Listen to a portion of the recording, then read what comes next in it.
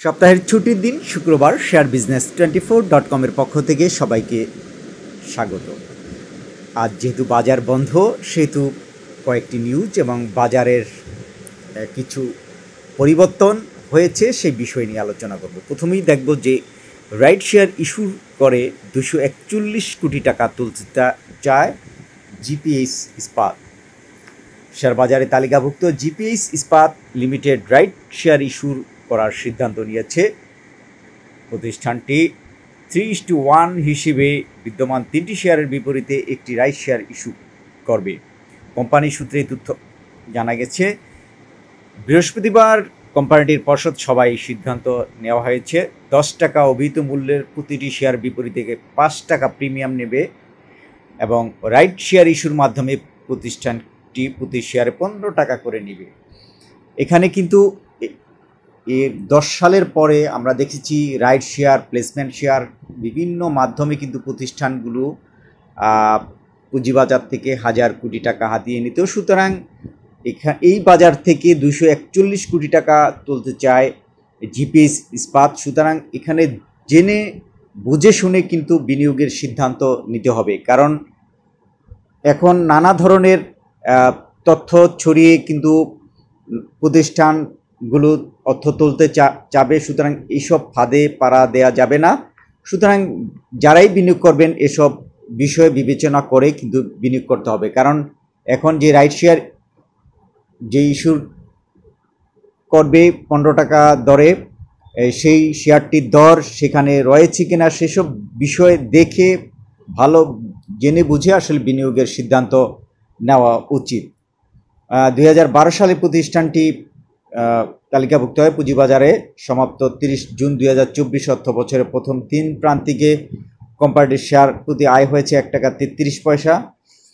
এই ছিল জিপিএইচ ইস্পাত সম্পর্কে একটি খবর। তারপর পুঁজিবাজারে সেল প্রেসারে ধস যে নেমেছিল সেই তথ্য কিন্তু বেরিয়ে এসেছে এবং এই তথ্য জানার পরে নিয়ন্ত্রক সংস্থা বিএসইসি কিন্তু নড়েচড়ে বসে তাৎক্ষণিক কিছু কঠোর সিদ্ধান্ত নিয়েছেন।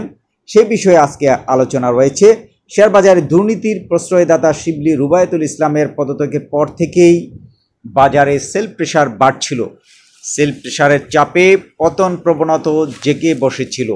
অন্তর্বর্তীকালীন সরকারের নিয়োগ করা বর্তমান চেয়ারম্যান খন্দকার রাশেদ মাকসুদ দায়িত্ব গ্রহণের পর শিবলির সহযোগীরাও আরও বেপরোয়া হয়ে ওঠে, যার কারণে গত 2 কার্যদিবসে পতনের বড় চাপে বাজার বিপর্যস্ত হয়ে পড়ে। বাজার সংশ্লিষ্টদের অভিযোগ, অস্বাভাবিক এই পতনের সঙ্গে জড়িত ছিল স্টক এক্সচেঞ্জের কিছু অসাধু কর্মকর্তাও। শিবলি সহযোগীদের এই অসৎ উদ্দেশ্য আঁচ করতে পেরে বিএসইসির নতুন চেয়ারম্যান বুধবার বিকালে 2টি সিদ্ধান্ত গ্রহণ করেন। প্রথমটি হলো উভয় স্টক এক্সচেঞ্জের কার্যক্রম খতিয়ে দেখতে বিএসইসির কর্মকর্তাদের নিয়ে কমিটি গঠন করা হয়। দ্বিতীয়টি ছিল শিবলি রুবায়েত এবং তার অন্যতম সহযোগী আবুল খায়ের হিরু সহ শেয়ারবাজার 11 ব্যক্তির বেনিফিশিয়ারি ওনার্স লেনদেন স্থগিতকরণ। এই 2 সিদ্ধান্তের পর বৃহস্পতিবার আগের 2 কার্যদিবসের মতো শিবলির ঘনিষ্ঠরা লেনদেনের শুরুতেই সর্বনিম্ন দরে শতাধিক কোম্পানির লাখ লাখ শেয়ার সেল বসিয়ে দেয়। এতে লেনদেনের প্রথম প্রহরে বিনিয়োগকারীদের নতুন আতঙ্ক তৈরি করে, যার ফলে লেনদেনের 22 মিনিটের মাথায় ঢাকা স্টক এক্সচেঞ্জ প্রধান সূচক 52 পয়েন্ট পড়ে যায়। এরপর নিয়ন্ত্রক সংস্থার মনিটরিং জোরদার করাতে বাজার ঘুরে দাঁড়াতে থাকে। এই সময় শিবলির প্রত্যাশাদের চোটপাটও কমতে থাকে, বাজারও ইতিবাচক ধারায় ঘুরতে থাকে। এরপর দিনভরে ইতিবাচক প্রবণতায় লেনদেন হয়েছে। এতে পতনের বড় আতঙ্ক কাটিয়ে শেষ বেলায় গত বৃহস্পতিবার বড় উত্থান হয়েছে। শেয়ার বাজারের নির্ভরযোগ্য সূত্র জানায় যে বাজারে এখন শিবলি গংদের দাপট কমবে। বিপরীতে যেসব বড় বিনিয়োগকারী এতদিন নিষ্ক্রিয় ছিল এবং আওয়ামী লীগ সরকারের রোষানলে পরে দেশ ত্যাগ করেছিল তারা দেশে ফিরছেন এবং ধীরে ধীরে শেয়ার বাজারমুখী হচ্ছেন। সূত্রটি আরও জানায় এখন প্রতিদিনই কিছু কিছু নিষ্ক্রিয় বিনিয়োগকারী বাজারে সক্রিয় হচ্ছেন।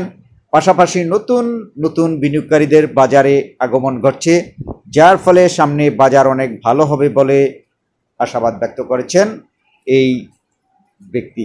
তবে আমাদের এখন একটি বিষয়ে লক্ষ্য রাখতে হবে যে এই যে কারসাজি চক্রের আমরা বারবার এর আগেও বলেছি যে এদের থেকে সাবধান থাকতে হবে, এদের কোনো খপ্পরে পড়া যাবে না।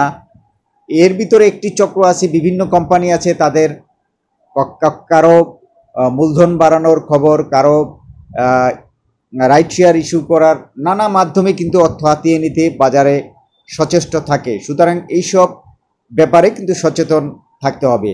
আর দ্বিতীয় প্রান্তিকে ব্যাট বিসির আয় কিন্তু বেড়েছে, এরকম একটি খবর রয়েছে। এই ছিল বাজারের আজকের সার্বিক খবর। সবাইকে অসংখ্য ধন্যবাদ।